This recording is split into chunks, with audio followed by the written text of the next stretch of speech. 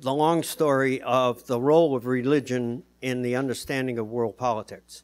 My interpretation of that is that Westphalia was decisive. The Westphalian Treaty in the 17th century that ended the religious wars did three things. It established the sovereign state as the basis of world politics. It established the principle of non-intervention as virtually an absolute principle. That's what bedeviled us in the 90s. And it decisively, I think, sought to secularize world politics. And my guess is if I'd been around after the wars of religion, I would have wanted a secularized world politics.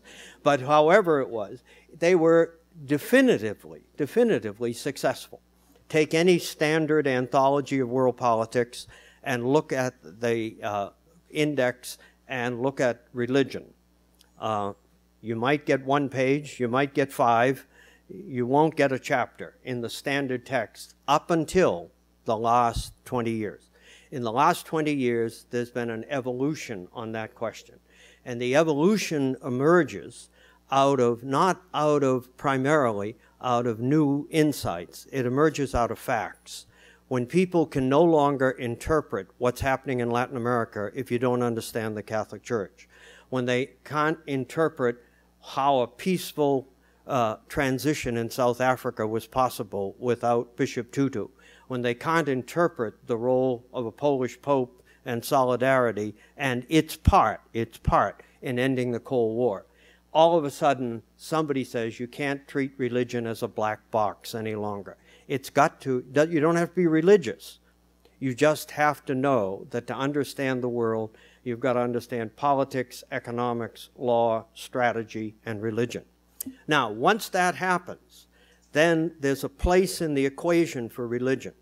Then the question is how you fill it in. And at this point, you move to the interreligious dialogue, because the way, if you look at the literature today, which has changed on this question, political scientists who say, I've got to understand this, basically want to treat religion functionally. They want to ask, what role does it play? How does it connect to the other factors?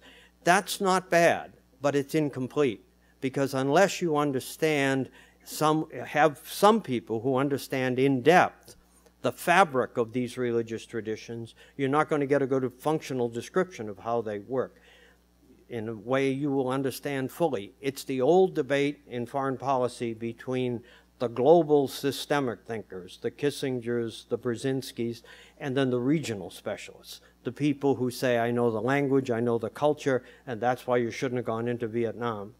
And therefore, the systemic thinkers, without the regional thinkers, can't get at the depth. It's at the systemic level that we need to fight for the place for religion. It's at the in-depth level we've got to bring in the specialists, and then interreligious dialogue helps shape how you deal with the functional part.